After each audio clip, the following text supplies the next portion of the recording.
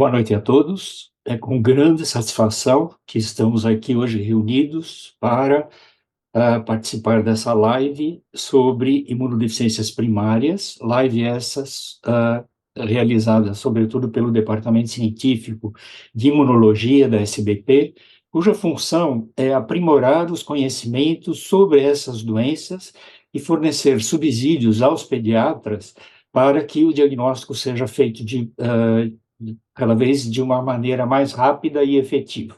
Para tanto, nós vamos estar com um time de especialistas que vão abordar diferentes facetas da doença.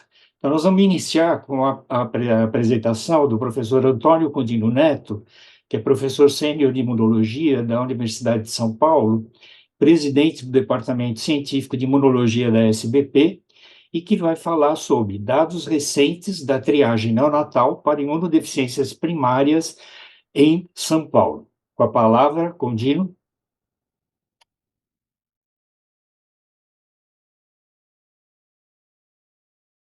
Muito boa noite, Dr. Dirceu. Eu gostaria de agradecer à SBP pela iniciativa de trazer o assunto dos erros inatos da imunidade. Nós estamos no mês dos erros inatos da imunidade e é um assunto, é uma área crescente dentro da pediatria e da medicina. E gostaria de agradecer a presença do professor Roberto Giuliani, do senhor Antoine Dyer e da professora Ekaterine Guduriz, de terem aceito esse convite. Logo mais todos estarão com eles. Bem, a área de imunodeficiências primárias, hoje mais conhecida como erros inatos da imunidade, tem uma história de aproximadamente 50 anos. Esse ano eu tenho 40 anos de formado. Quando eu comecei a trabalhar com esse assunto, nós tínhamos cerca de 20 doenças. Hoje, a última estatística, nós ultrapassamos 485 doenças, são consideradas doenças raras, e elas são classificadas em 11 categorias, conforme os defeitos que são anotados. São doenças monogênicas, né? Doenças de herança genética, com os mais variados padrões de herança que vocês possam imaginar.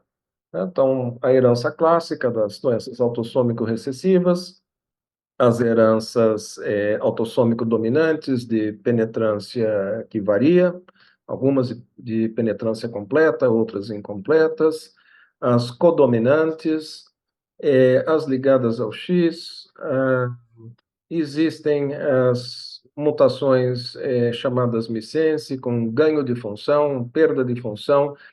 Essas, particularmente de ganho de função, ganharam muita notoriedade nos anos mais recentes, e a partir dali nós abrimos um capítulo das chamadas doenças desregulatórias, em que acontece um excesso da resposta imune de um determinado setor em detrimento de outros. Bem, aqui no Brasil, nós iniciamos o projeto do Grupo Brasileiro de Imunodeficiências, já foi na década de 90. A professora Beatriz Costa Carvalho foi a pioneira no assunto, na Escola Paulista de Medicina, e o seu trabalho ganhou notoriedade, e nós recebemos a incumbência da Fundação Jeffrey Modell, dos Estados Unidos, é uma fundação que fomenta a causa das imunodeficiências primárias, de organizar o Centro Jeffrey Modell de Imunodeficiências de São Paulo. A mim foi incumbida a tarefa de organizar o registro de imunodeficiências. Nós estamos com o paper que está para ser submetido em breve, com cerca de 9.000 casos, e a triagem neonatal. Bem, então, o esforço diagnóstico, né, para nós detectarmos esses pacientes, classicamente é aquele paciente que vai ter aquele perfil de infecções de repetição, dentro da história clássica da imunologia, mas com o tempo Por conta dessas doenças desregulatórias, nós passamos a considerar suscetibilidade a câncer, suscetibilidade a doenças autoimunes, doenças autoinflamatórias, as formas atípicas de doenças alérgicas e por aí vai. Ou seja, existe um vasto repertório de abordagens com base na história, no exame físico e técnicas laboratoriais. E a coisa termina indo para o lado do estudo genético. Então, eu arrisco a dizer que o imunologista clínico que trabalha com imunodeficiências, talvez depois dos geneticistas, seja o profissional que mais solicita exomas, né, para análise genética. E a gente, hoje em dia, é obrigado a aprender esses princípios de genética.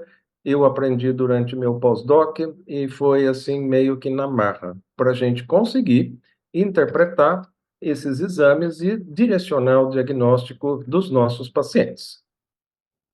Ah, mas os pacientes, eles ficam por aí, eles têm cada um com a sua história, ou histórias individuais ou histórias familiares, mas até então nós não tínhamos um teste de detecção neonatal.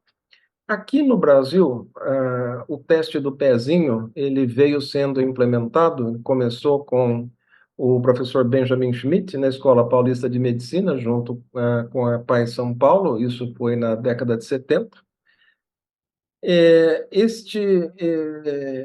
Implantou-se o teste do pezinho. Por que no Brasil chama teste do pezinho? Porque refere-se à punção do calcanhar da criança, pinga as gotinhas de sangue no papel de filtro e, a partir dali, são feitas análises. Então, naquela época, começou com a fenilcetonúria, depois outras doenças foram sendo agregadas, até um teste básico de 6, 7 doenças.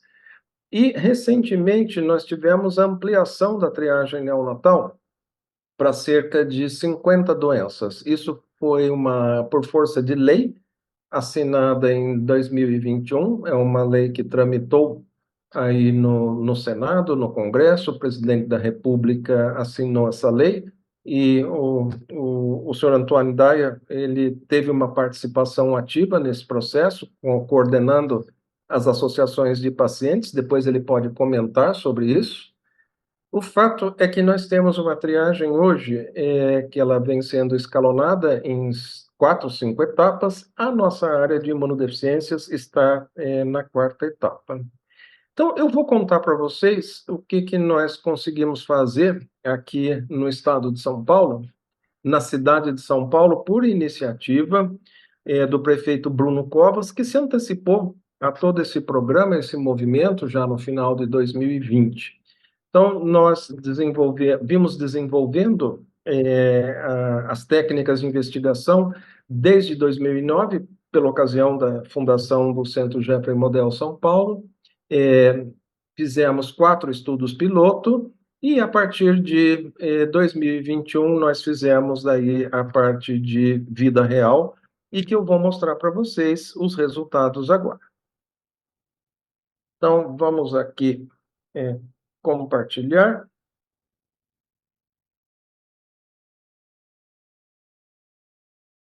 Eu gostaria de saber se estão todos vendo a apresentação.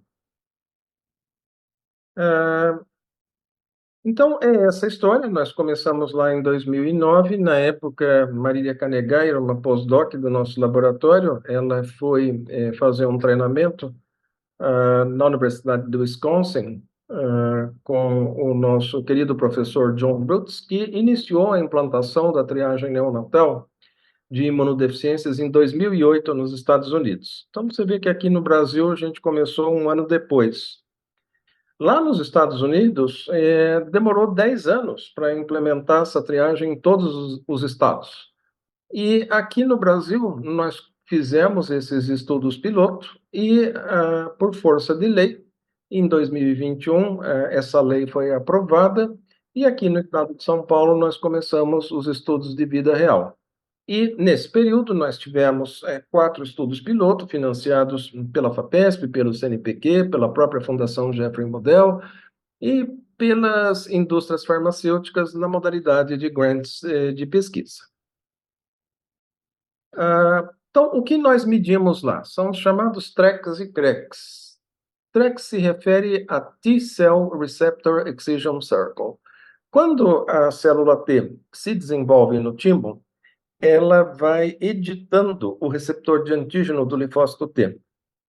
É uma molécula grande e complexa que ela é codificada por vários genes. Então, ali não vale a assertiva de que é um gene uma molécula.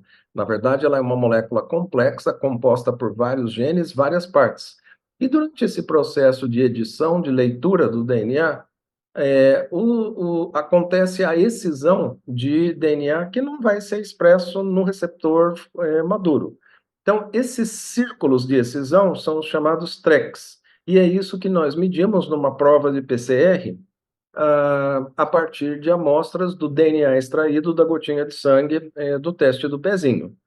Então, existe um número de cópias desses TRECs, e que para o que nós padronizamos aqui no Brasil, a nota de corte é de 25 moléculas por microlitro de sangue. Então, abaixo disso, levanta uma bandeira amarela, que o paciente pode ter uma imunodeficiência congênita, e abaixo ali de 10 cópias é uma bandeira vermelha. Essa criança pode ter, sim, imunodeficiência grave combinada. Os CRECs referem-se aos linfócitos B. Os linfócitos B, na espécie humana, eles se diferenciam totalmente na medula óssea. E, ao editar o receptor de antígeno do linfócito B, que é uma molécula de imunoglobulina, também ela é composta por vários genes, várias partes. Então, a molécula de anticorpo, ela tem duas cadeias leves e duas cadeias pesadas. As cadeias pesadas, elas podem ser de IgA, IgM, IgG, IgE ou IgD, e as cadeias leves, elas são kappa ou lambda. Então, nós medimos aqui os círculos de excisão das cadeias kappa. O número mínimo de cópias é de 20 moléculas por microlitro de sangue. Abaixo disso, nós levantamos a suspeita que a criança pode ter a chamada agama-globulinemia congênita, a chamada gama-globulinemia de Bruton, onde a criança nasce sem linfócitos B e não produz anticorpos. Por defeitos numa tirosina quinase de Bruton, a BTK. Bom, com base nisso, nós publicamos esses dados, que seriam os nossos parâmetros de normalidade, e começamos a aplicar. Então, aqui, por exemplo, como é que se faz o confirmatório? A partir de uma triagem neonatal alterada, nós temos que fazer a chamada imunofenotipagem completa. E uma criança recém-nascida, ela tem que ter células virgens, células naive. Nós que somos adultos, especialmente os idosos, nós temos células de memória. A gente praticamente não tem mais célula virgem. Uma criança pequena tem que ter célula virgem. Então, se vocês olharem aqui esse exame, começa que tem um número muito reduzido de linfócitos totais CD3. Olha aqui, os linfócitos totais, 1.745 para um recém-nascido, é uma contagem muito baixa. O CD4 de 0,53. Naive tem praticamente nenhuma. A célula CD8 também, uma contagem muito baixa, 5. A célula naive, 0. Células B presentes. Então, isso aqui é um fenótipo, né, de imunodeficiência grave combinada, T-, B+, NK+.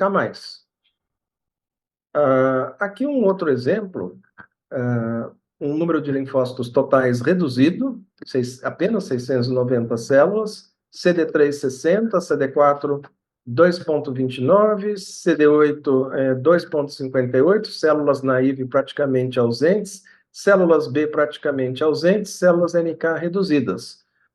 Então, é um fenótipo T-, B-, NK-, né? Deve ser um ADA-SCID, uma deficiência de adenosina deaminase.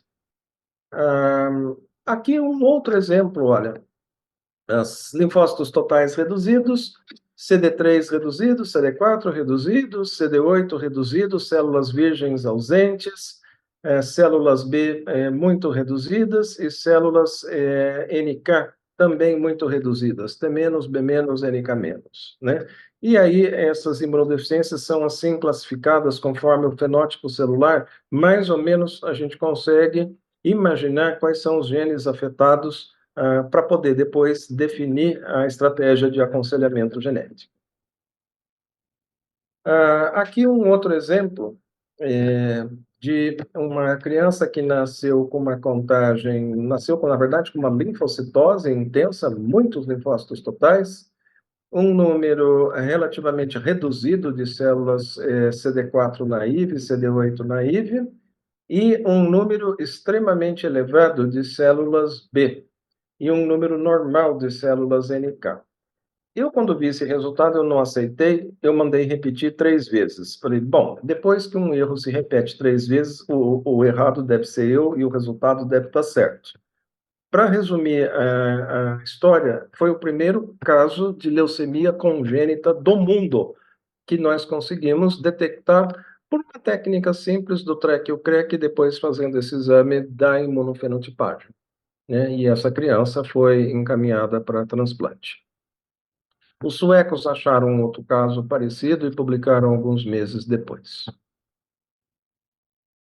Então, para vocês terem uma ideia do quão útil é um teste simples de baixo custo, né, e como isso pode salvar vidas aqui das crianças que nascem no nosso meio. Então, o cenário prévio, né, desse trabalho feito em 2014 pela Juliana Mazzucchelli, orientada pela Beatriz, ela detectou casos de SCID, foi um estudo retrospectivo, mas que levaram a uma mortalidade superior a 90%, e isso é muito triste. Aí nós publicamos nossa experiência, né, desses resultados preliminares. Com isso, nós conseguimos aumentar muito a taxa diagnóstica, sem ser, né, ainda um exame de vida real. Isso aqui são os resultados da pesquisa, e com uma heterogeneidade genética importante e diferente dos Estados Unidos e da Europa, ou seja, a gente tem um perfil genético próprio aqui no Brasil, que é fruto das imigrações e da nossa miscigenação. 48 casos de SCID é uma estatística respeitável. E aqui o padrão de infecção. Então, citomegalovírus é uma coisa importante. Tuberculose, né? Mycobacterium bovis, a vacina BCG. Então, quando foi para implantar isso de verdade, vieram conversar comigo sobre a história de fazer BCG, como é que ia ser, porque, a rigor, perante os imunologistas, nós não deveríamos aplicar BCG antes de fazer o teste de triagem neonatal. Mas, no meio de uma pandemia, com os negacionistas querendo boicotar a vacina de Covid, não haveria espaço mental nem político para discutir esse assunto. Era mais fácil eles eliminarem o programa da triagem de imunodeficiências do que mudar a rotina do BCG. E eu acabei concordando, olha, vamos fazer BCG para todo mundo, continua universal. Como nós estamos implantando a triagem neonatal, nós vamos fazer diagnóstico de SCID na primeira semana, e se pegar algum SCID, nós começamos da isoniazida imediatamente. Então, foi um risco que nós assumimos, e eu vou contar para vocês que deu certo. Então, aqui em São Paulo, e durante 24 meses, foram 240 mil crianças. Nós encontramos 8 casos de SCID, 2 de gamma-globulinemia. Isso significa o dobro da incidência dos Estados Unidos e da Europa, e mais o caso de leucemia congênita. Como nós calibramos nosso teste para pegar nuances de imunodeficiências, ou seja, diferente dos testes comerciais, teste comercial é preto no branco, ou é normal ou pega SCID.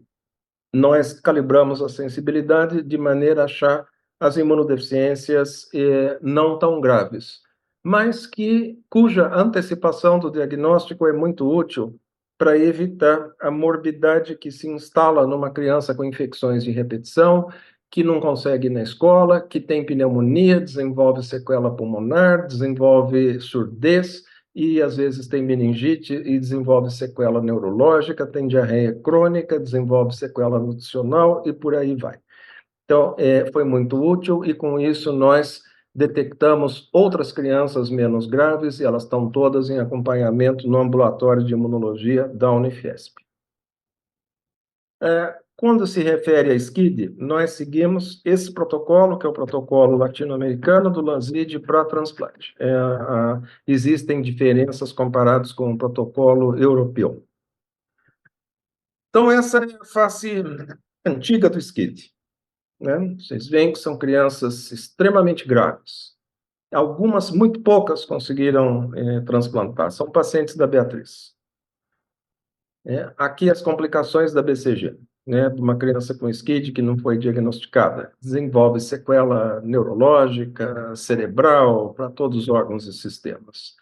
E essas são as crianças, né, pós-triagem. Nasceram lindinhas e continuam lindinhas.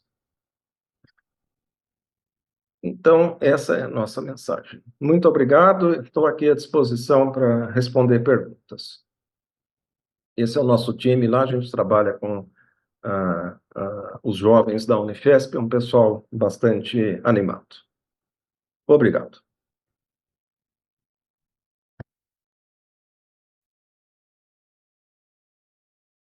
Obrigado, Condino.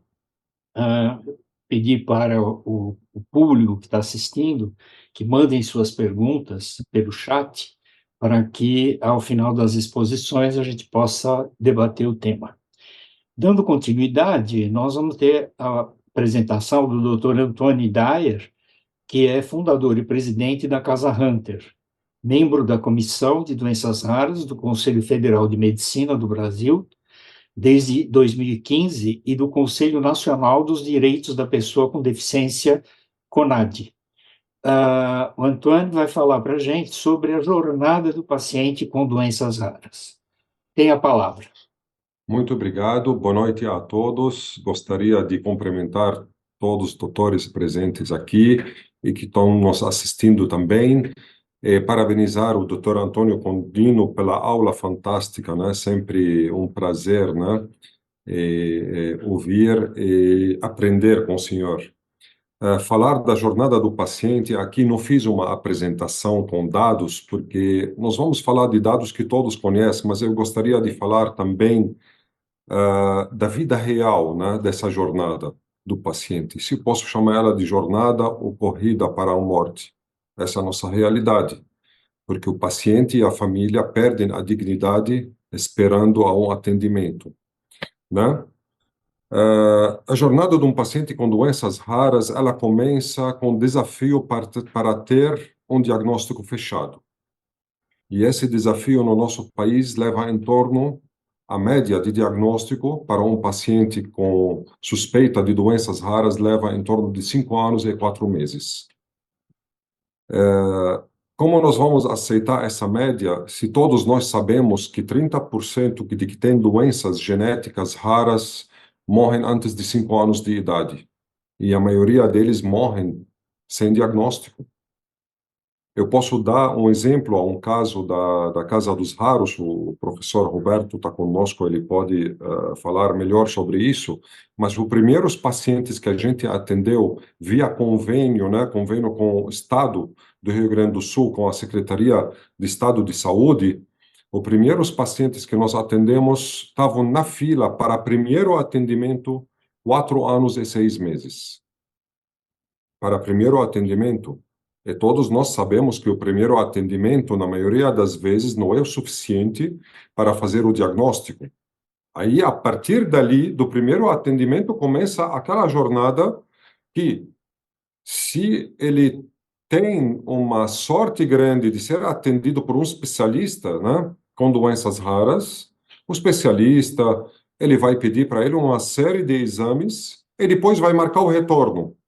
Após marcar o retorno, quando ele vai para marcar o retorno, ele não consegue marcar antes de 8 meses a 1 ano o retorno, para poder começar a confirmar algum diagnóstico. E depois que confirma um diagnóstico, nós sabemos que as doenças raras, né, na maioria delas, né, se a gente vai pegar a parte de erros inatos de metabolismo, todos são doenças multissistêmica. Então, precisam do acompanhamento, de um plano de manejo, mas via um grupo de especialistas, de médicos e não médicos.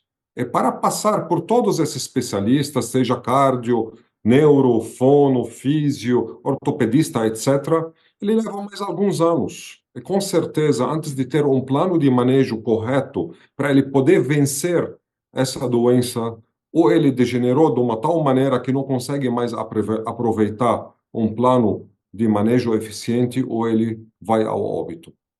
Essa é a nossa realidade no Brasil hoje. Então, se nós vamos contar desde a suspeita de diagnóstico até ter o plano de manejo, ele leva em torno de 10 anos. Ele perde a vida e a família perde a dignidade e perde a esperança e perde o chão. Isso é inaceitável. Inaceitável num país que rejeita qualquer tipo de discriminação, porque nós estamos se discriminando a família, discriminando o paciente, quando nós não priorizamos o atendimento dele, sabendo que cada dia que ele perde, ele não vai recuperar mais. Adianta o que se nossos governantes chegam ao governo, seja estadual, seja municipal, seja federal, e todo ano você vê mais hospitais, mais unidade básica de saúde, é mais elefante branco para fazer o SUS gastar dinheiro da forma errada. Porque em Porto Alegre, no Rio Grande do Sul, a Casa dos Raros faz o diagnóstico, atendimento multiprofissional e plano de manejo por R$ 3.000 o convênio cada paciente. Enquanto esse paciente, antes de chegar a ser atendido pelo Sistema Único de Saúde, esperando na fila, ele já fez o Sistema Único gastar de 30 a 50 mil reais. Fora os anos que vai perder. Nossa média de diagnóstico depois de um ano de atendimento abaixo de 60 dias. Então, a fórmula está ali. Não falta dinheiro para trabalhar. O problema não é financiamento, não é mais dinheiro. O problema é mudar o modelo de dentro para fora. Porque, na teoria, nós temos o melhor sistema único de saúde do mundo. Melhor. Não existe melhor que o nosso sistema. Mas, em algum eixo e nicho, ele erra e peca por falta de gestão e de visão. E de aceitação da gente, todos somos responsáveis por esse sistema. E queremos que esse sistema se mantenha sustentável para atender melhor, com menos, atendendo mais e com eficiência. Hoje, com muito, atende menos e com menos qualidade. Então, nosso dever é trabalhar para salvar nosso sistema único de saúde, que todos nós defendemos.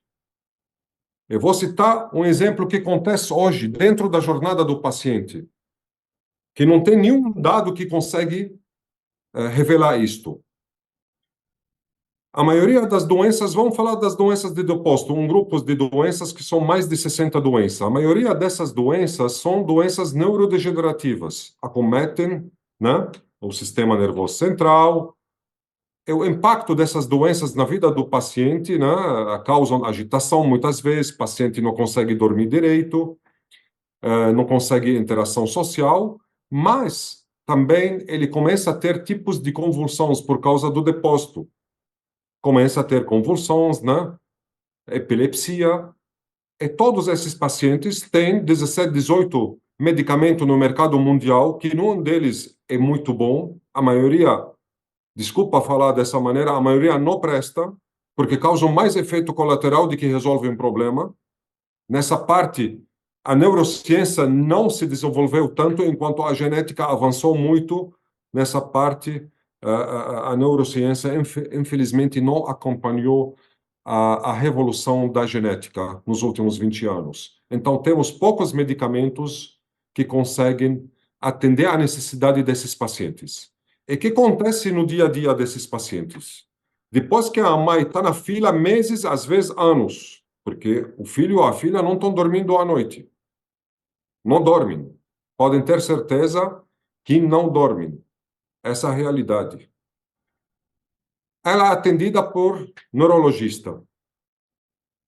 E a neurologista vai pedir alguns exames para entender, né, qual tipo de medicamento, mas mesmo assim, na pressa, ele receita um medicamento, né, para poder segurar essas convulsões é poder tratar da melhor maneira essa criança.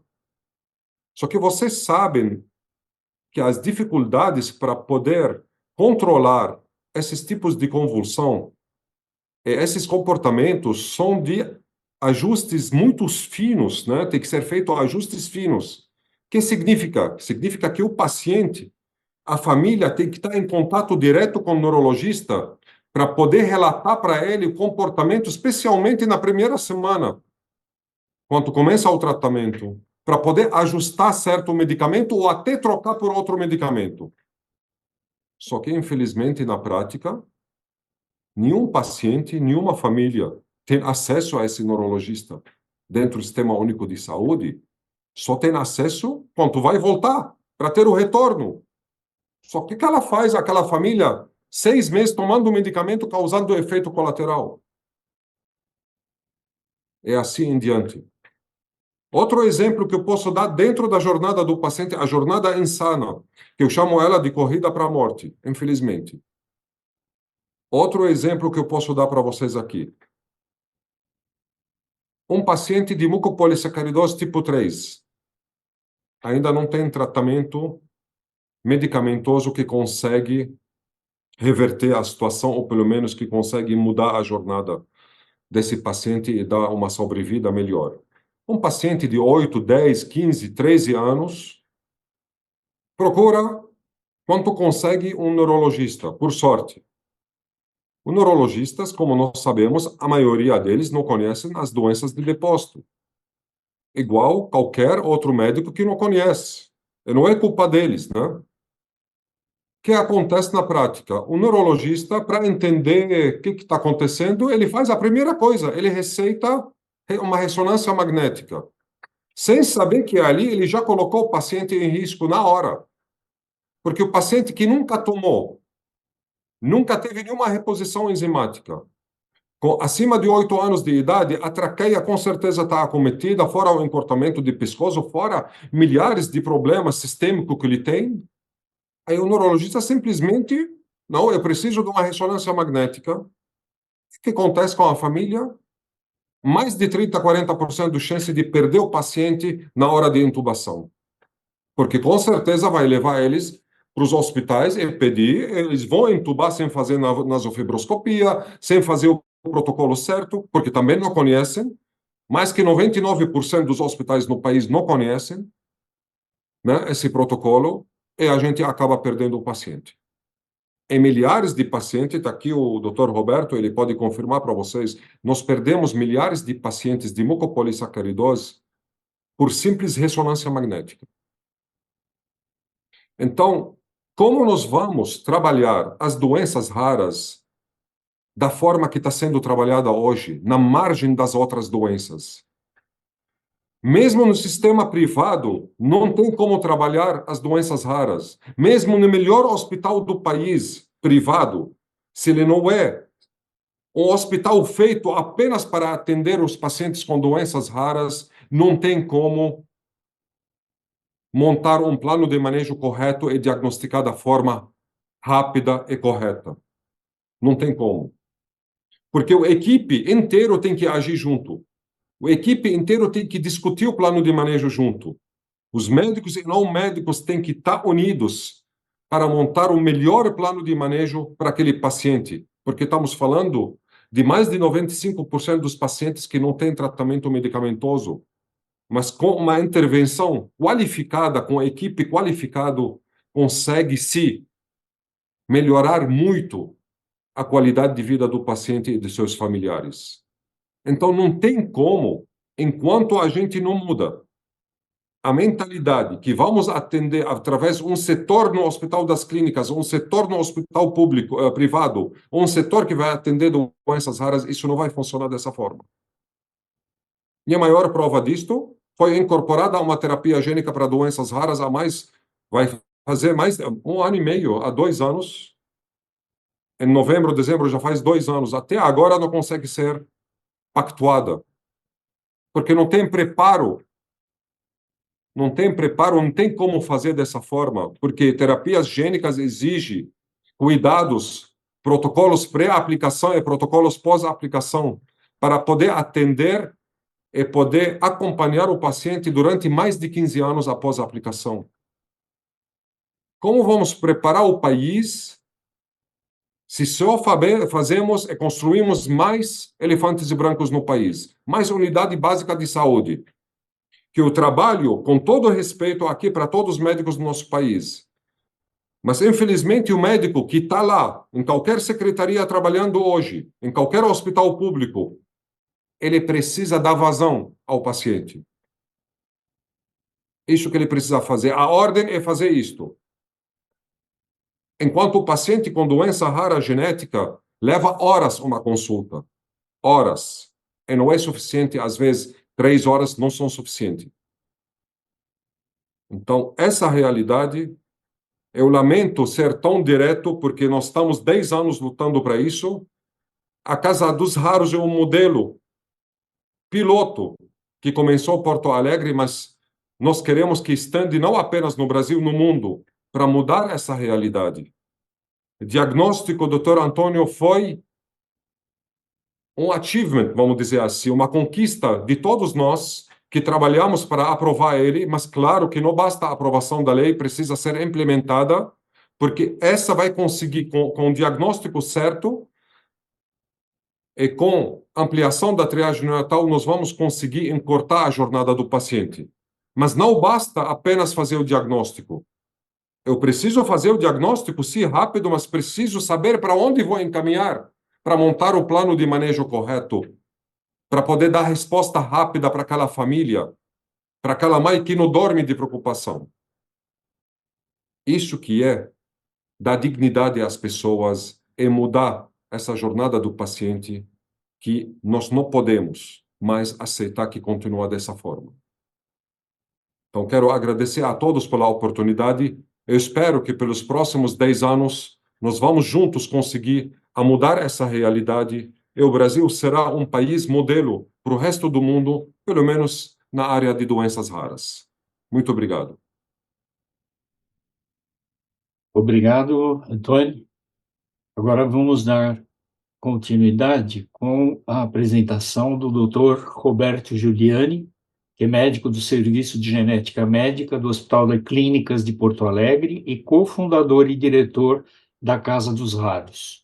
Ele vai conversar conosco a respeito do papel do geneticista no diagnóstico e aconselhamento das famílias com doenças raras.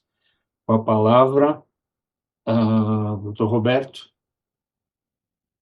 Boa noite a todos. Queria agradecer o convite aqui para participar dessa sessão, né? Esse mês das imunodeficiências aí, agradecer o Condino aí por ter organizado esta live, pela belíssima apresentação. Tony também sempre muito preciso aí nos seus comentários. Eu agradeço o Dr. Dirceu aí por ter me apresentado aí. Eu atuo na Casa dos Raros, né, como o Tony também colocou, assim, um centro para doenças raras. Também sou professor da URGS, sou head de doenças raras na DASA Genômica, e então estou, assim, transitando aí nessa área. Queria falar um pouco sobre qual é o papel, né, do geneticista aí nessas situações de doenças genéticas que estão sendo triadas e diagnosticadas, e no que a gente pode ajudar. Então, eu vou compartilhar com vocês uma apresentação que é bem breve, mas é mais para a gente se situar em relação às questões aqui. Então, aqui está uma representação, uma ilustração, né, vou pegar aqui o Counterlaser, tá? Então, a célula com os cromossomos, né, os cromossomos com suas duplas de DNA, onde estão os genes, e os genes codificando proteínas. Às vezes as proteínas saem de uma maneira, às vezes saem de outra. O Condino colocou muito bem, né, que às vezes um gene produz uma enzima e aquilo é a sua função, às vezes ele produz uma proteína que vai se conectar com uma outra proteína e aí sim vai formar um produto que vai ser funcionante. São ações bastante complexas, né, que são codificadas pelos genes. E alguma alteração, né, nesse material genético vai muitas vezes resultar em doenças. E são muitas as doenças conhecidas e são ainda maior o número das doenças ainda não conhecidas. Então, aqui estão os nossos 23 pares de cromossomos que se distribuem, né, nos 22 pares dos autossomos, aqueles que tanto homens quanto mulheres têm da mesma forma, do par 1 ao par 22, e depois os cromossomos sexuais, que nos homens é o X e o Y, nas mulheres são os 2 cromossomas X. E ali estão os nossos 22, ou 22 um pouco mais, milhares, 1000 genes, né, que armazenam a informação genética.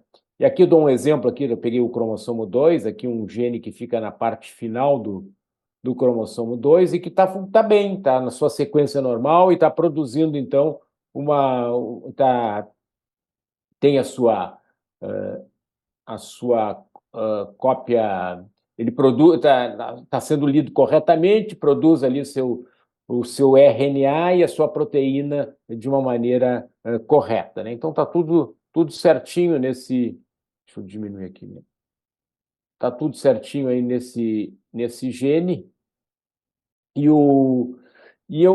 tem no outro cromossomo, no seu par, isso é um cromossomo autossômico, tanto homens quanto mulheres têm, ele tem no seu par um gene também com a sequência normal, produz um DNA normal, um RNA normal. Então, esse indivíduo tem 100% da proteína codificada por aquele gene normal. Então, é uma situação perfeita, né?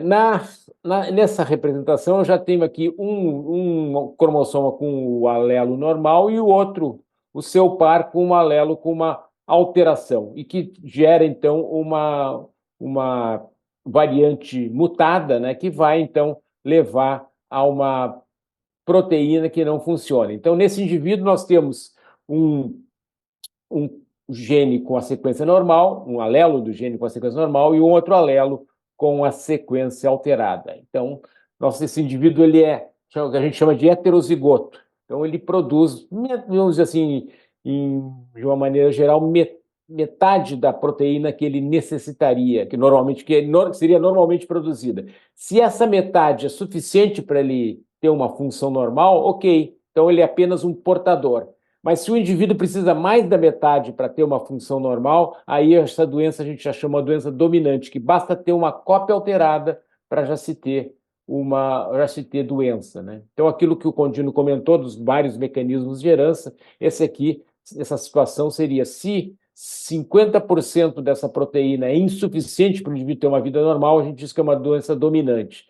Se 50% é suficiente para ele ter uma vida normal, a gente diz que é uma doença recessiva. E aí, o terceiro exemplo que eu coloco aqui são aquele indivíduo que tem alterações dos 2 alelos, né, tanto num cromossoma quanto no outro, e aí ele produz, então,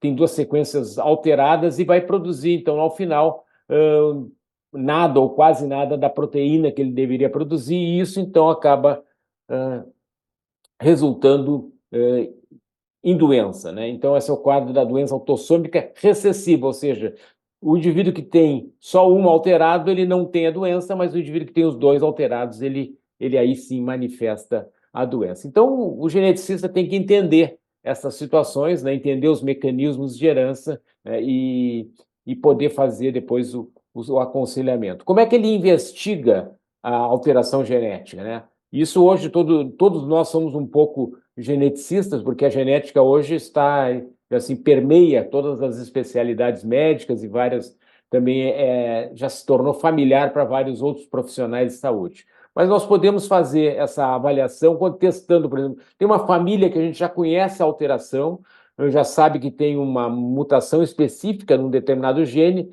nós não precisamos, quando tem um indivíduo que a gente está em risco para aquela doença, nós podemos testar apenas aquela mutação naquele gene, então é um teste mais simples, é uma pesquisa de mutação específica.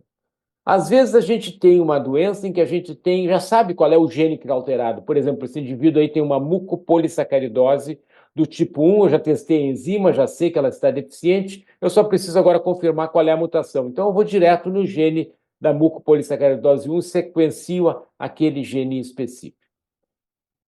O mais comum hoje em dia tem sido aquela pesquisa que se faz em função do fenótipo. Por exemplo, o paciente que tem uma imunodeficiência, eu não sei bem qual é a situação específica, eu sequencio um painel de genes que causam imunodeficiência. É isso que está relacionado à imunodeficiência. Então, são um painel que pode ser de 100, 200, 300 ou até mais genes que vai identificar qual é o gene que está associado àquele fenótipo específico, né? Isso tem sido muito útil, né? Porque em vez de nós sequenciarmos gene por gene, a gente vai num painel que está relacionado com aquele fenótipo. Também a gente não vai ao ponto de sequenciar todos os genes, que seria o exoma, que seria um passo assim, mais adiante, né? Quando nós temos uma suspeita de uma doença genética, mas não temos uma ideia muito clara de que situação seria aquela, qual painel seria o painel indicado, então nós podemos ir ao sequenciamento do exoma. Ou então, quando a gente já fez o painel, já fez outras investigações e não chegou a uma conclusão, a gente pode chegar ao sequenciamento do exoma. O que é o sequenciamento do exoma? É sequenciar aquela parte do genoma que é em torno de 1,5% do genoma, onde estão os genes codificantes. Eles digamos assim, nos dá uma boa ideia, né, do que pode estar acontecendo, porque a grande maioria das alterações estão nesse 1,5% do genoma que nós chamamos de exoma. São os exons, aquelas sequências de DNA que são transcritas e então fazem parte, né, e vão depois produzir as proteínas. Mas uma outra análise que a gente pode fazer do genoma completo, e o genoma completo é todo o nosso DNA, né? E isso, então, já representa um esforço de sequenciamento bem maior, né? Um esforço de interpretação bem maior, mas ele nos permite ver algumas coisas que a gente não vê com as outras técnicas.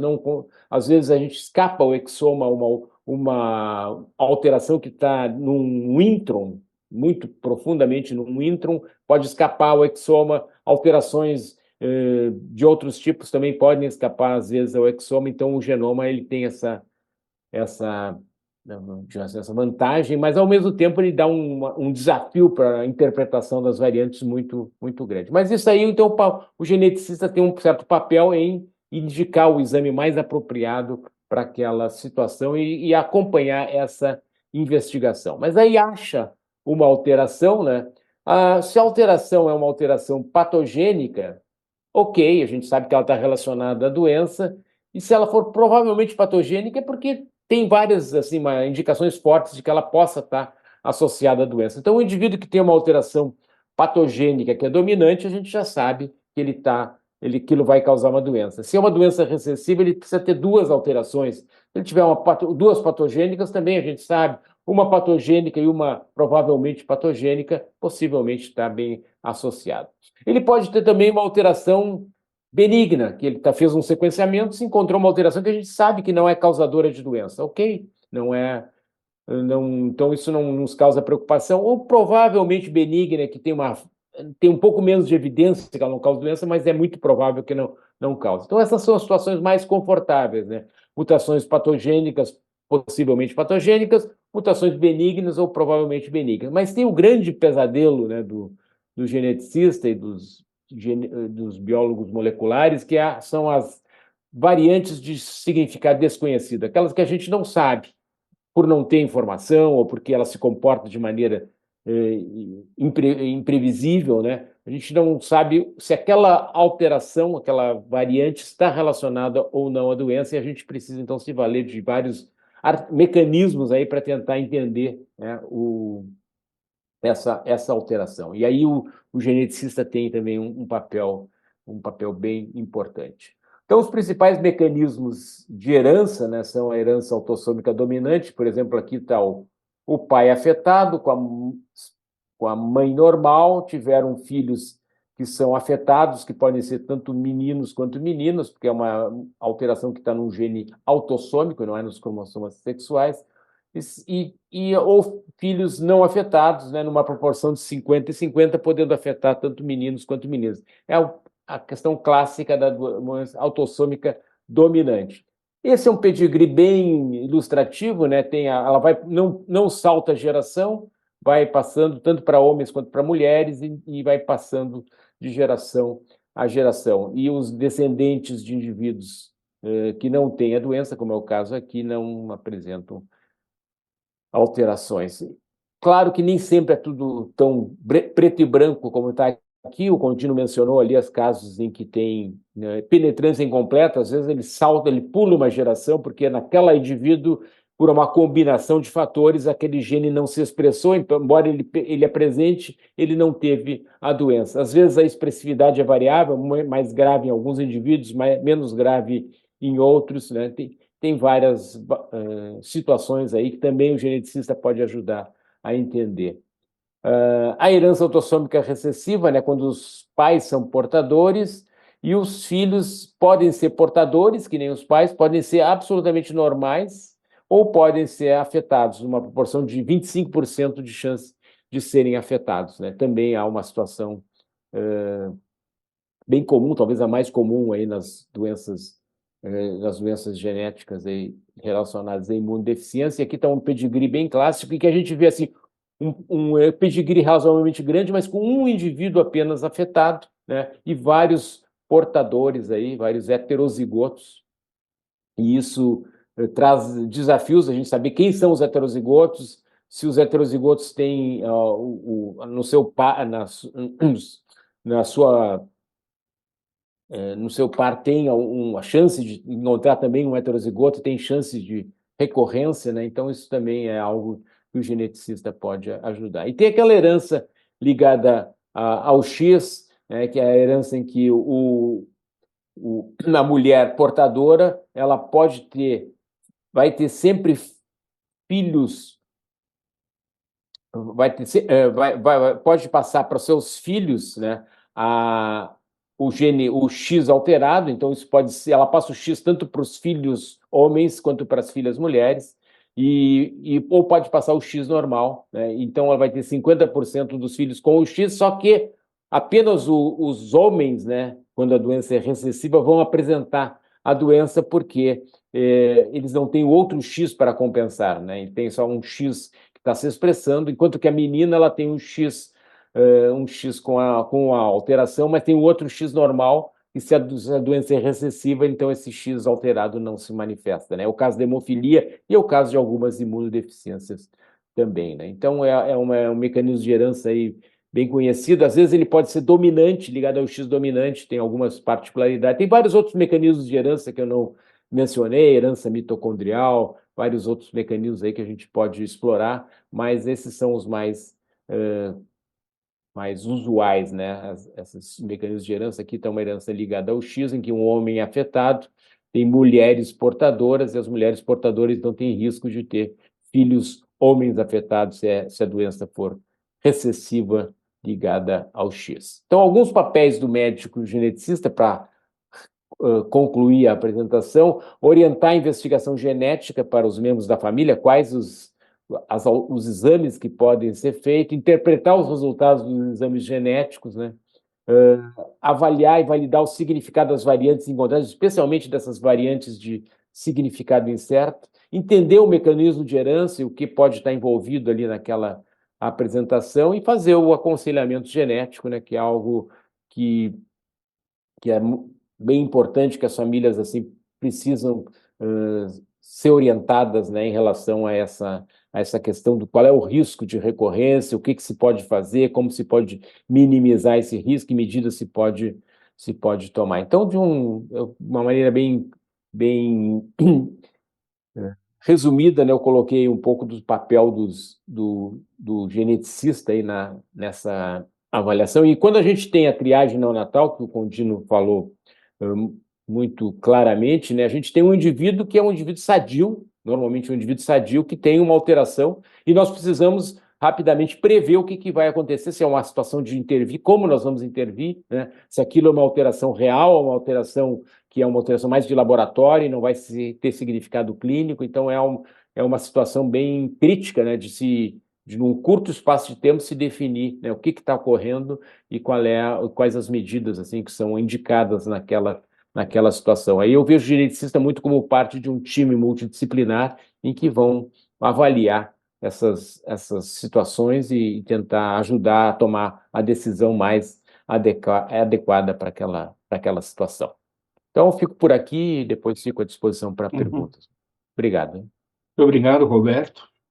Dando continuidade, agora nós vamos ter a apresentação da doutora Ekaterine Simões Goldouris, que é professora adjunta da Universidade Federal do Rio de Janeiro, secretária do Departamento Científico de Imunologia da SBP e diretora científica da Associação Brasileira de Alergia e Imunologia. Ekaterine vai falar para a gente sobre a epidemiologia das imunodeficiências primárias no Brasil, dados do registro de imunodeficiências. Com a palavra, Ekaterine.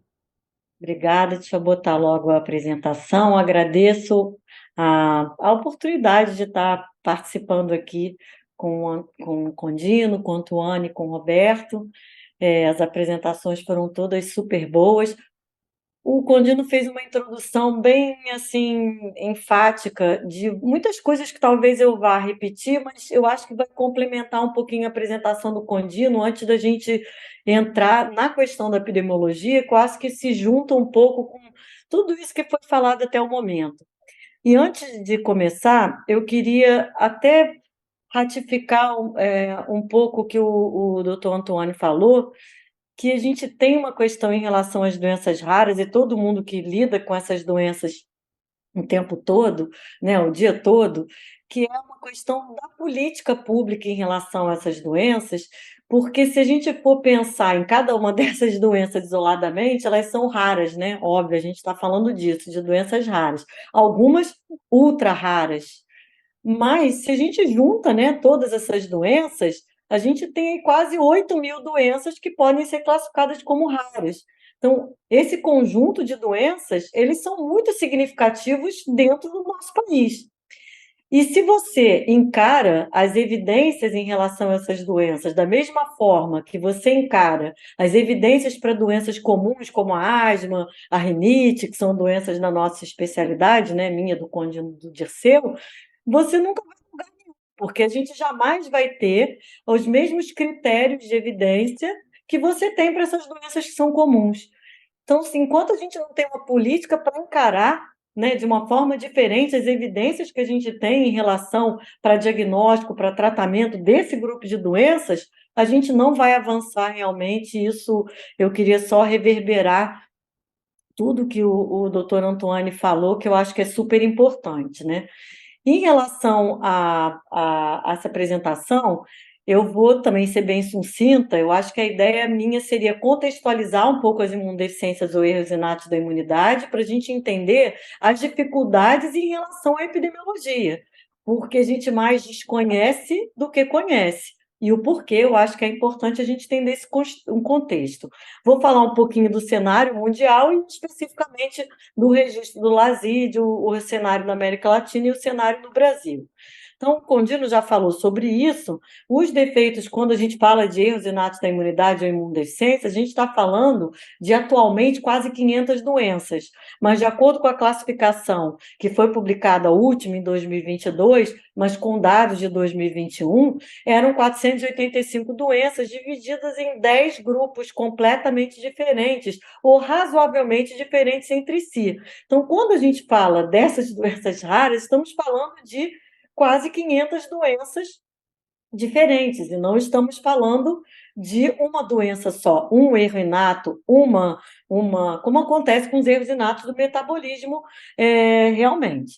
E as manifestações, também como o Condino já iniciou falando, a gente tem o tradicional, que são as deficiências, as infecções, que sem dúvida nenhuma são os defeitos mais comuns. Não tenha dúvida que as manifestações mais frequentes dos erros inatos são os quadros infecciosos, mas são também esses quadros que as pessoas, as outras especialidades ou os próprios pacientes mais identificam como sendo manifestações das doenças primárias. Só que a gente sabe hoje em dia que existe uma série de manifestações que são relacionadas à desregulação, e desregulação tanto da imunidade inata como da imunidade adaptativa, e que podem produzir outras manifestações, como alergia, como autoimunidade, como autoinflamação, linfoproliferação benigna e malignidade, principalmente do sistema linforreticular.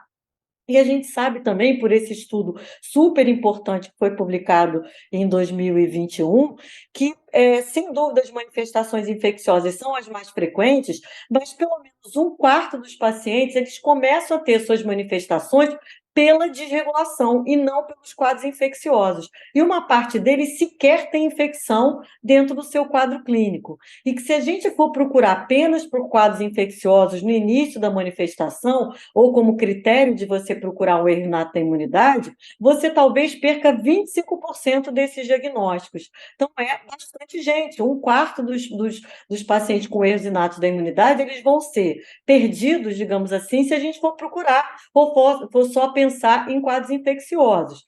Por isso mesmo, a gente, nessa busca por tentar alertar as especialidades, outras especialidades médicas ou outras especialidades pediátricas que não sejam a nossa, a gente procurou organizar recentemente no grupo de imunodeficiência, no Departamento Científico de Imunodeficiência da ASBAI, em 10 outros sinais de alerta, que falam em história familiar, porque, na verdade, os estudos sobre esses sinais de alerta mostram que a história familiar ela é um dado mais relevante para a gente pensar no erro inato da imunidade. Então, história familiar, a gente mudou aqui para o primeiro sinal e não para o último, como eram nos sinais que a gente procurava divulgar antes. Então, infecções, claro que não pode faltar, é o mais importante, mas uma febre sem você identificar, quadros alérgicos graves, uma diarreia crônica de início precoce, que pode significar uma doença inflamatória intestinal de início muito precoce, os eventos adversos não usuais com as vacinas, não atenuadas, principalmente o BCG, manifestações precoces combinadas de autoimunidade, principalmente por citopenias autoimunes, endocrinopatias, características sindrômicas, e a gente tem as síndromes de imunodeficiência, déficit de crescimento importante e malignidade precoce ou incomum ou recorrente. E aí, isso para mostrar, claro que eu não vou mostrar detalhadamente o caso, mas esse foi um caso mais recente, um menino de 8 anos que veio para nós com diagnóstico de hipotiroidismo autoimune com 2 anos de idade. Um pouco depois, ainda aos 2 anos, ele evoluiu com uma PTI e a seguir com anemia hemolítica autoimune. Com 5 anos, um diabetes mellitus do tipo 1. E foi encaminhado, então, depois de um período, né, mesmo sem ter nenhuma infecção nem repetida, foi encaminhado para o serviço. E a gente, esse ano fechou, final do ano passado, fechou esse diagnóstico de um ganho de função de STAT3, né? Uma variante possivelmente patogênica, mas que encaixa com o diagnóstico do paciente, né? E então, para a gente ver como se limitar só aos quadros infecciosos, esse menino aí com 2 anos, com hipotiroidismo autoimune, a gente foi fazer diagnóstico dele agora com 8 anos, na verdade, quase 9 anos, porque ele é de julho de 2015. Em relação à prevalência, então, mais especificamente, por que eu quis botar esse contexto? Porque a gente está falando de uma série de doenças que são mais conhecidas pelos quadros infecciosos e não pela desregulação, como a gente viu, 25% podem ser perdidos. Então, são doenças bem pouco conhecidas. Então, as estimativas, elas são muito variáveis também, e variam de acordo com a doença. A gente pode ter o defeito mais comum, que é a sintomática deficiência seletiva de GA, que tem descrição de acometer 1 para cada 500 indivíduos, e ainda mais indivíduos se a gente for selecionar só aqueles pacientes com uma alergia respiratória, por exemplo.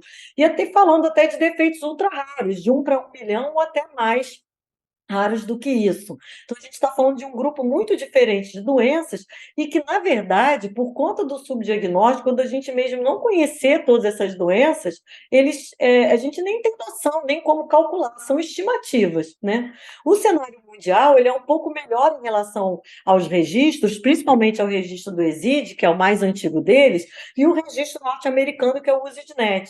Então, o ESID, por exemplo, vejam bem, a diferença de números, vocês vão ver os dados do ESID, são 20.631 pacientes vivos, 6.556 que foram perdidos no segmento e 3.083 pacientes são falecidos, né? E outros que foram liberados sem ter uma investigação completa. E no mundo inteiro, e o registro do ESID mostra isso, os defeitos predominantemente na produção de anticorpos são os mais frequentes, em torno de 50%.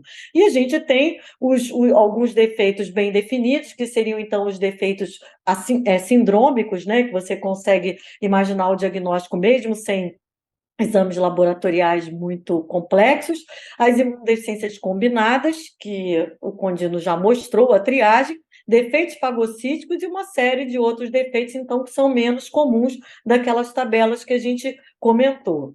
O ZidNet eu não coloquei, mas tem o site para vocês verem, porque ele é dinâmico, ele não tem essa imagem bonitinha como tem do ESID, você clica em cada fatia, desce e você descobre. Mas para mostrar uma quantidade bem menor de registros, que a gente tem, ele é um registro mais recente, 5.489 participantes, e desses 2.699, que é a fatia maior, são os defeitos predominantemente de anticorpo. Então, isso é o que a gente vê no mundo inteiro.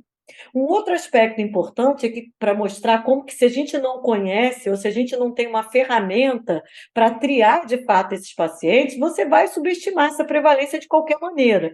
Então, o Condino já mencionou o início da triagem neonatal nos Estados Unidos, e que antes a gente previa, mais ou menos, se tinha uma estimativa de uma prevalência de 1 para 100 mil de pacientes com SCID, e que depois que a triagem se espalhou, né, ao longo de todo o território americano, isso baixou para 1 a 46 mil ou 1 a 58 mil. Então, isso aumentou muito a frequência na hora que você tinha um exame de triagem que era capaz de identificar antes que os pacientes morressem ou antes mesmo que eles ficassem doentes. E isso é um dado relevante para mostrar de como, se a gente tem uma triagem ou se a gente tem um conhecimento melhor das doenças e um diagnóstico precoce, antes que esses pacientes faleçam, a gente vai ter uma prevalência melhor.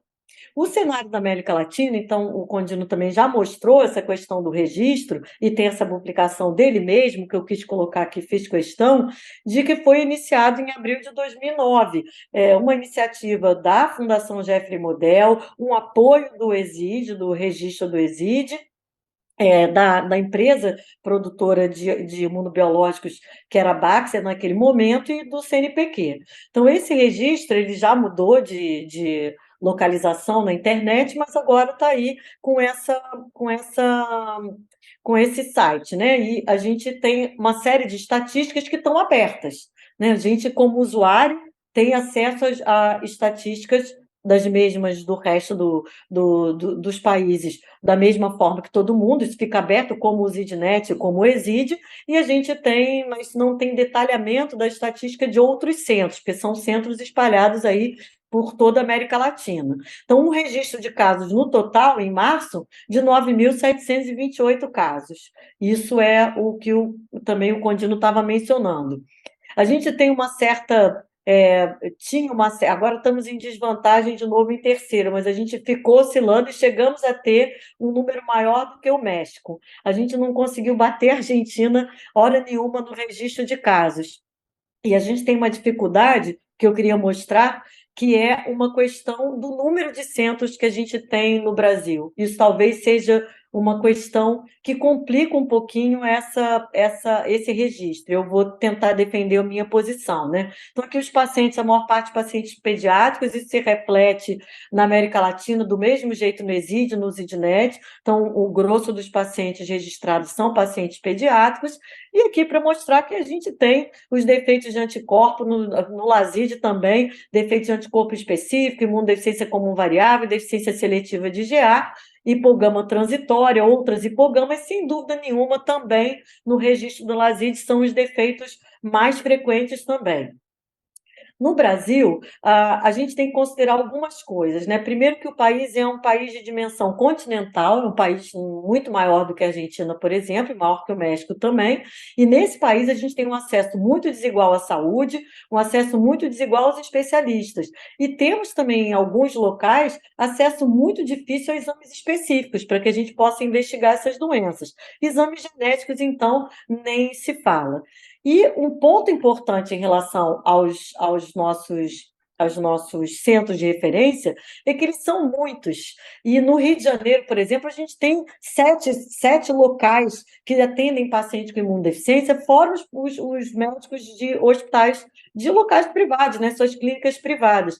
E isso, às vezes, dificulta, porque nem todos estão incluídos no registro latino-americano. Então, a gente tem grandes centros no Brasil que não estão registrando os seus pacientes. Então, além de um subdiagnóstico, a gente tem uma subnotificação decorrente desse subdiagnóstico e a gente tem uma subnotificação reconhecida, porque simplesmente nem todos os médicos e os centros que atendem esses pacientes, eles participam do registro do LASID. Isso é uma realidade que a gente precisa enfrentar.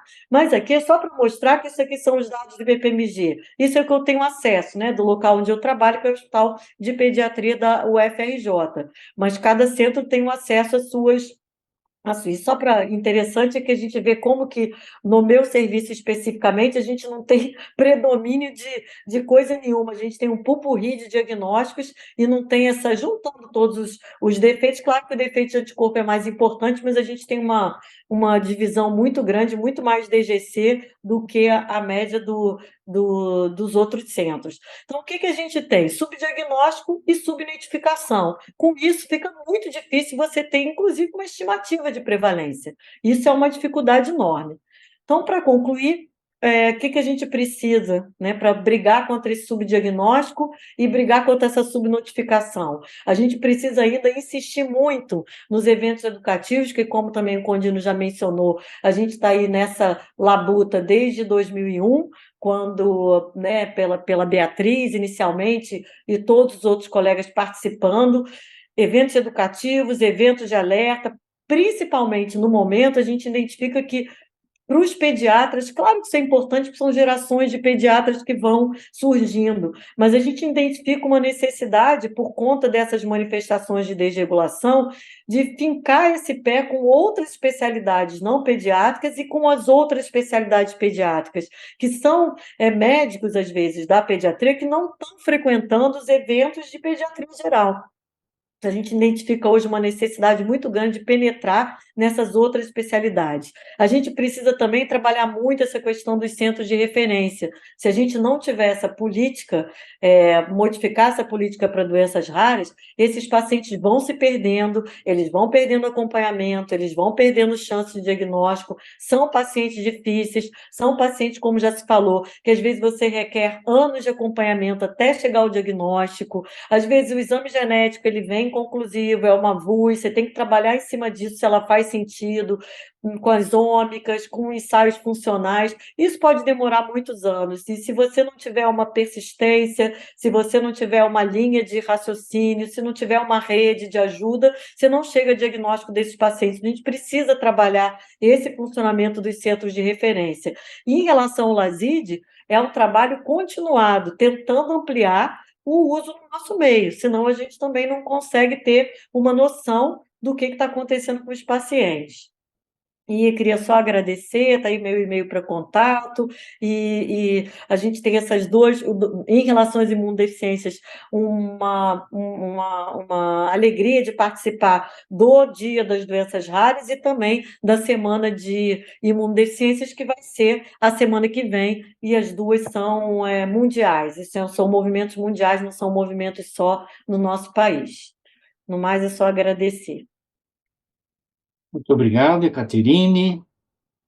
Acredito que o pessoal está extremamente satisfeito com o nível de informação que foi apresentado nessa live, e como a própria Caterine colocou, é importante sempre a gente estar batendo na tecla, né, da formação da informação. Haja vista que, em menos de um ano, se acrescentaram quase 50 novos erros inatos da humanidade.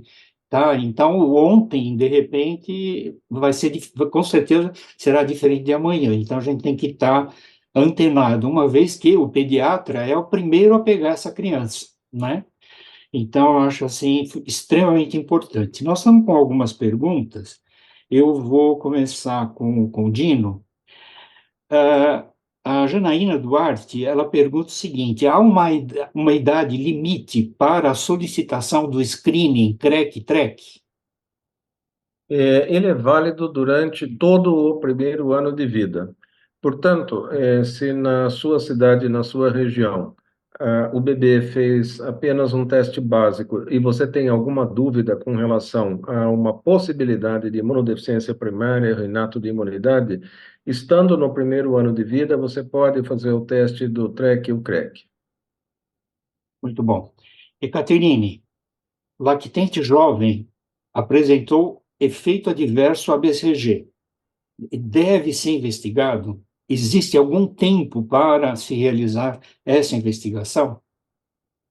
Não tem tempo de realizar a investigação. Depende um pouco da reação adversa BCG, porque quem trabalha com tuberculose e os pneumologistas, que em geral recebem esses pacientes, mas em algumas unidades os infectologistas também recebem, é claro que a vacina ela é de uma bactéria viva, a gente tem muito mais efeito adverso no local do que você tem com uma série de outras vacinas. Então, se você tem uma reação única e exclusivamente um pouco mais intensa daquele processo inflamatório no braço, um gânglio localizado, isso pode não significar coisa nenhuma, mas é um paciente, no mínimo, que ele tem que estar em observação. Um quadro mais florido, que você tenha lesão em outros locais da pele, a gente tem uma fistolização desse gânglio, a gente tem, às vezes, até uma necrose que a gente já viu nesse gânglio, uma reação no local mais intensa, esse paciente tem sim que ser investigado.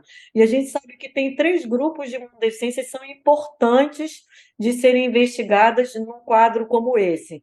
Um é o próprio SCID, e que aí a gente, falando de triagem, a gente espera identificar esse paciente, como o Condino falou, antes que esse tipo de manifestação aconteça, mas o SCID é a principal causa no mundo inteiro. Os defeitos de fagócito, principalmente doença granulomatosa crônica, que é o mais frequente fora a neutropenia, né, defeito funcional de fagócito, mas também o defeito da adesão leucocitária, que é uma coisa um pouco mais rara, mas que também causa. Então, defeitos de fagócitos e as doenças que são o grupo chamado de suscetibilidade mendeliana à infecção por micobactéria, que aí já são defeitos que a gente chama, assim, também o apelido de defeitos do eixo, que aí é a interação do macrófago, do fagócito com o linfócito. Então, dependendo do tipo de lesão, você tem que sair correndo para você investigar rápido, ou você vai, no mínimo, manter esse paciente em acompanhamento, tá? Eu acho que essas doenças que a gente tem que pensar. Muito bem. Condino, quando teremos o screening disponível e como será a logística do screening e aplicação do BCG, se é que existe alguma coisa programada? Pergunta a Marluce Vilela. Na cidade de São Paulo, ficou definido que não se alterou nada. O recém-nascido, na cidade de São Paulo, recebe BCG ao nascimento. E o que nós estabelecemos aqui é que o teste do pezinho ia ser feito. Se nós detectássemos imunodeficiência, a criança começaria a fazer isoniazida imediatamente e rapidamente encaminhada para o transplante, num prazo inferior a 90 dias. Esse prazo, né, por questões operacionais, acabou em várias situações esticando para próximo de 6 meses, e as crianças foram transplantadas com sucesso, sem nenhuma complicação com BCG. Então, isso é uma experiência de vida real e continua em acompanhamento agora pós-transplante. Isso vai ser definido no Brasil e é, assim, complicado de estabelecer um protocolo nesse momento. Por exemplo, a cidade de Campinas, onde eu moro, ela tem por política não vacinar com BCG nenhuma criança ao nascimento no hospital. As crianças são encaminhadas para os postos de saúde para tomar vacina depois, nos primeiros 30 dias. Então, a Organização Mundial de Saúde estabelece que a BCG é ao nascimento ou dentro dos primeiros 30 dias de vida. Para os locais que já têm por política aplicar nos primeiros 30 dias de vida, é tranquilo você fazer o teste do pezinho e combinar naquela região que as crianças vão para BCG depois do teste do pezinho. Mas na cidade de São Paulo é impossível, porque em São Paulo tem um dogma que a criança tem que tomar BCG na sala de parto. Dá a impressão que em seguida a criança acabou de nascer, limpou, já toma BCG. É assim que a coisa acontece aqui, é a política, e não tem como mudar isso. É mais fácil, em determinadas horas, as pessoas pensarem em cancelar o teste do pezinho para imunodeficiência do que abrir mão da BCG. Então, assim, eu não quero entrar nesse debate que acaba virando uma disputa de espaço e de ideias, mas Nós fizemos essa política aqui de entrar com a isoniazida em seguida e funcionou. Então, é uma experiência de vida real, né? E eu acho que isso poderia ser expandido para outros estados que têm essa política de aplicação imediata. Posso falar uma coisa, Dirceu, só para Fala. isso do Condino, que eu acho que a gente, pediatra mais antigo, tem que se lembrar disso. A BCG, antigamente, quando não tinha vacina de hepatite B, ela era feita no posto depois, não era feita ao nascimento. Com o advento da vacina de hepatite B, que essa sim tem que ser feita obrigatoriamente ao nascimento, se optou por trazer a BCG também para o nascimento.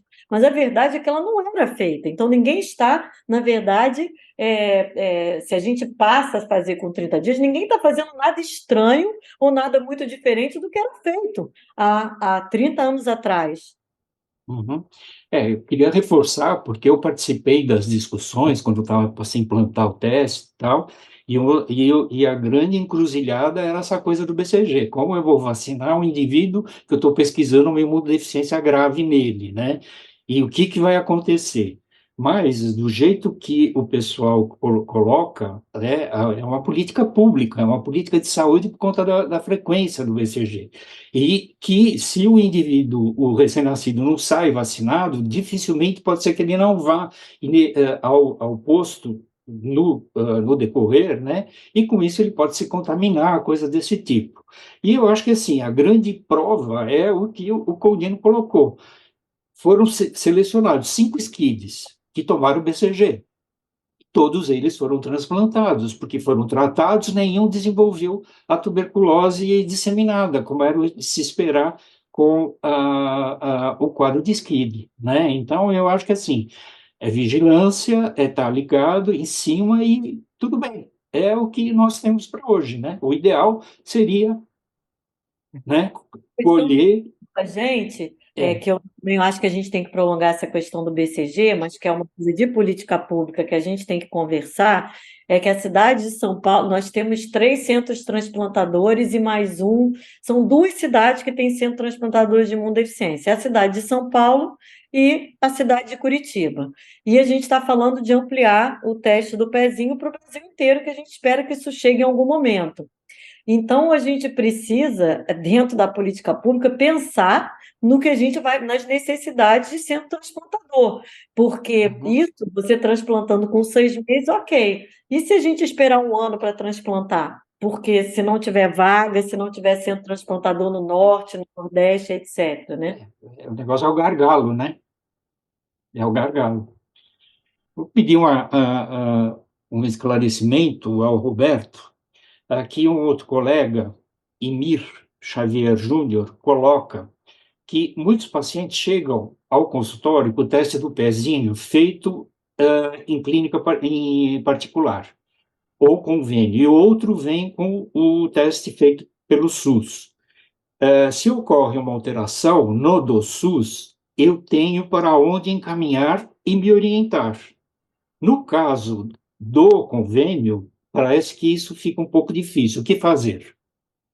Essa é uma pergunta bem interessante, né? Porque a importância de entender o teste de triagem, teste do pezinho, como um programa, né? Ele não pode ser apenas um teste, né? Em que a gente testa do positivo ou negativo, mas tem que ter toda o que nós vamos fazer depois, né? O que vai ser, como vai ser a confirmação da suspeita, porque o teste de triagem é um teste em que se chega a uma suspeita, depois tem que se confirmar, né, por métodos um pouco mais sofisticados, confirmar o diagnóstico e aí já fazer o tratamento. Também o teste só se justifica se tiver ele realmente tiver medidas que alterem, né, a história natural da doença. Então, tem toda essa questão de como encarar o teste como um teste, na verdade, como um programa. E aí vem essa pergunta, porque as doenças que estão cobertas no teste normalmente feito pelo SUS, existem já as diretrizes, o que fazer em cada caso, mas para o teste mais expandido, não existe isso ainda para a maioria das condições. Então, é importante, né, que essa lei que foi comentada aqui, que foi uma conquista, né, da sociedade, o Tony foi uma pessoa que se empenhou enormemente nisso, que essa lei tenha também, né, se acompanhe, né, de todo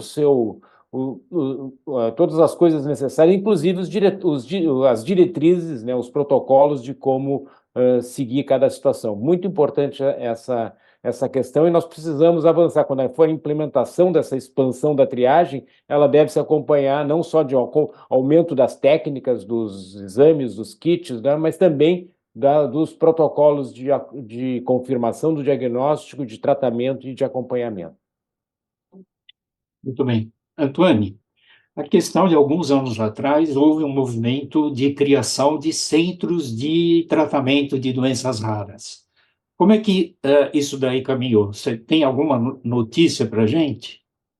Na verdade, a portaria 199, ela prevê habilitação, né, dos centros de referência. Ela pode habilitar alguns centros considerados centros de referência, né?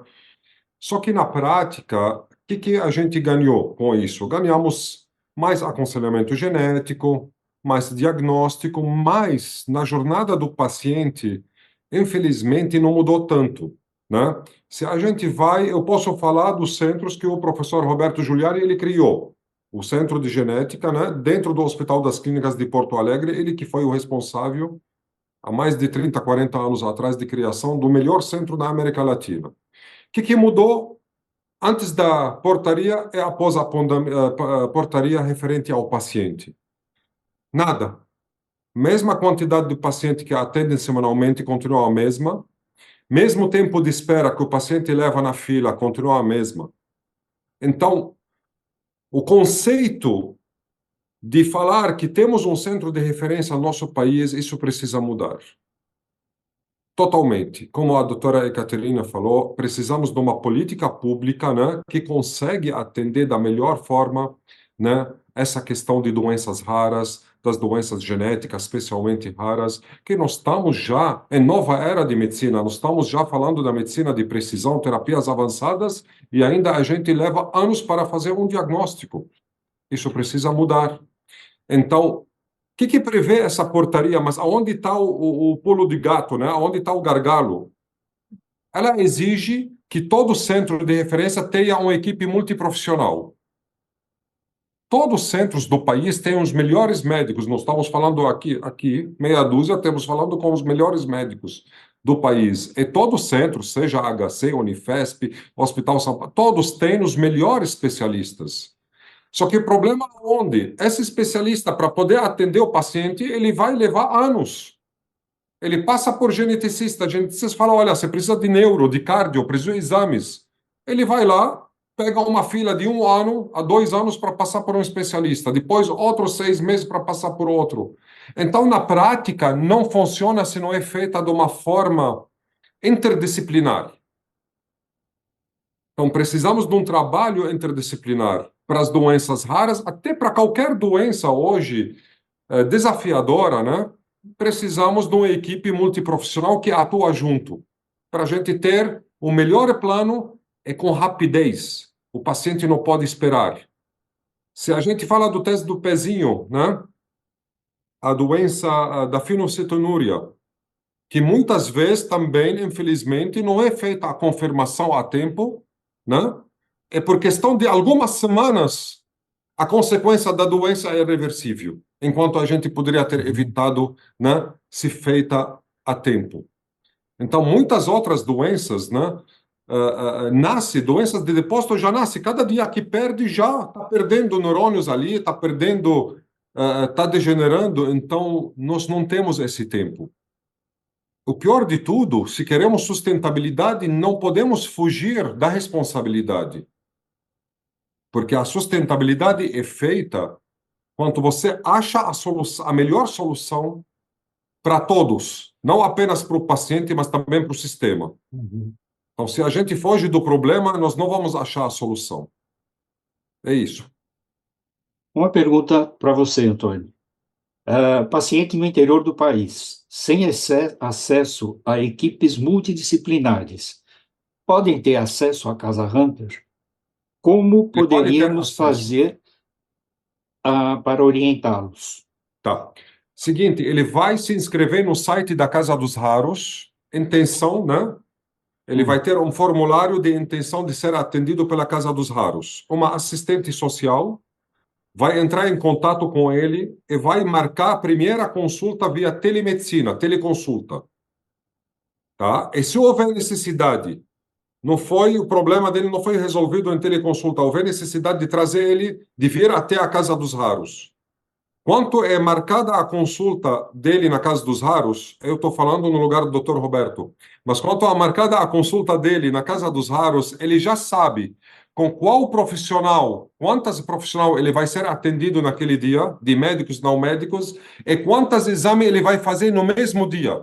Então ele chega, primeira coisa, quando ele chega na Casa dos Raros, já chega na casa dele, porque ali está marcado Casa dos Raros. Todos os profissionais lá estão lá por ele e pela família dele. Então, o acolhimento já é diferenciado. Ele se sente um príncipe naquele dia lá.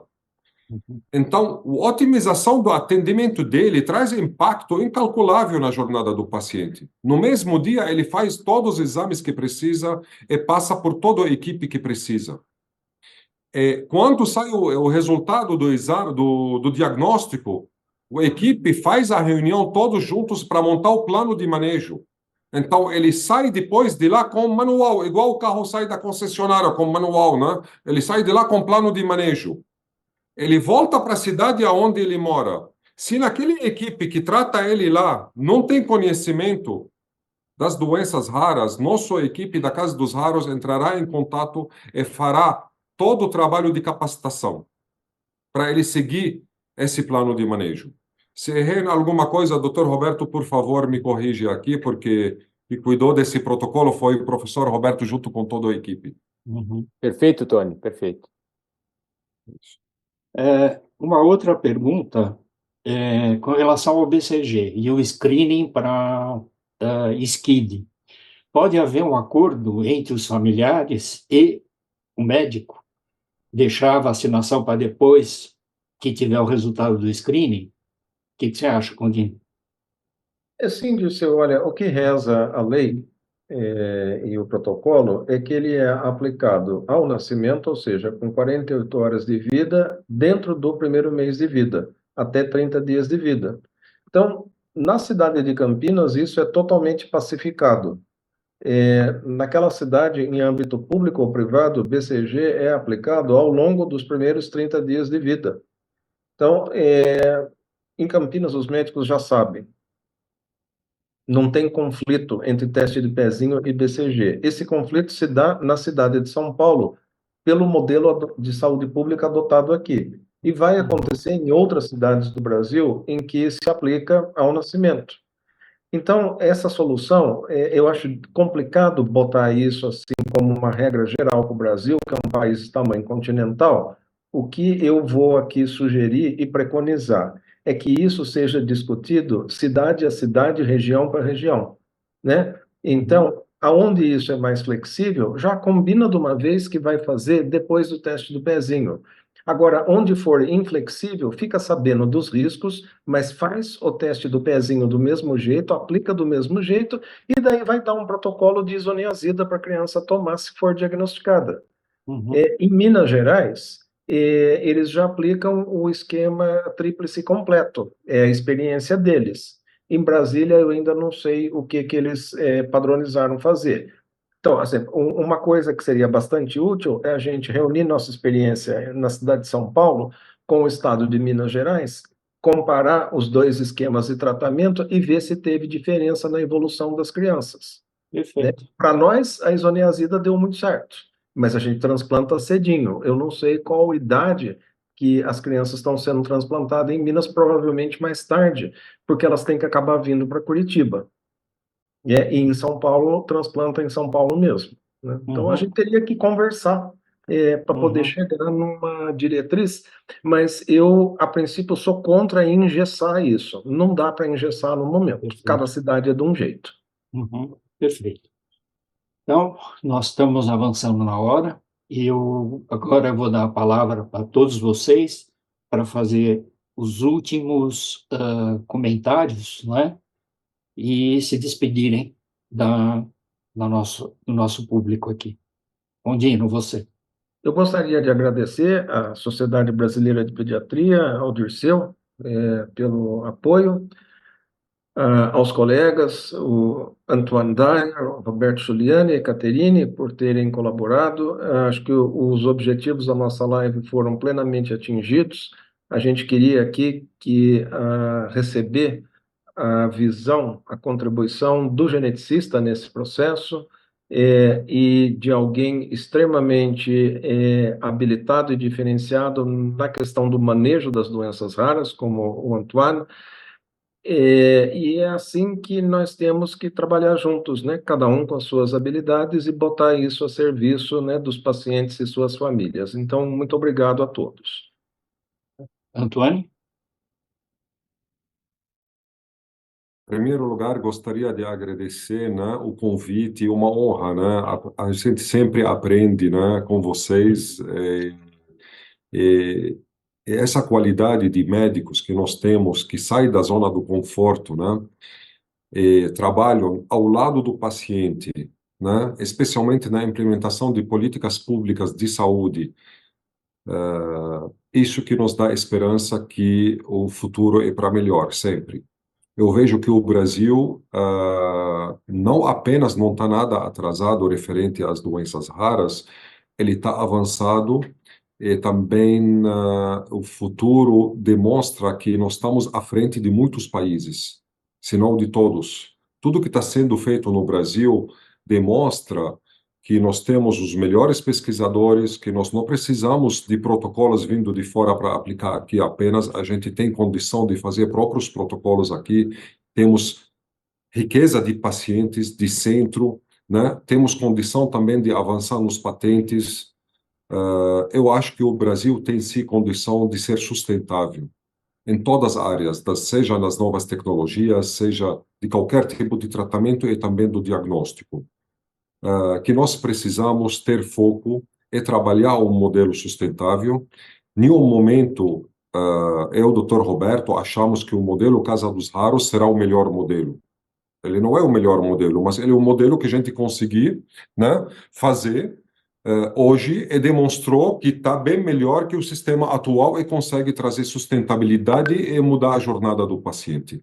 Mas tenho certeza, se todos nós trabalharmos juntos, nós vamos aperfeiçoar esse modelo cada vez mais e estender isso para todos os estados e para o Sistema Único de Saúde, para conseguirmos realmente reverter essa situação e dar dignidade para as pessoas e mudar a história natural das doenças.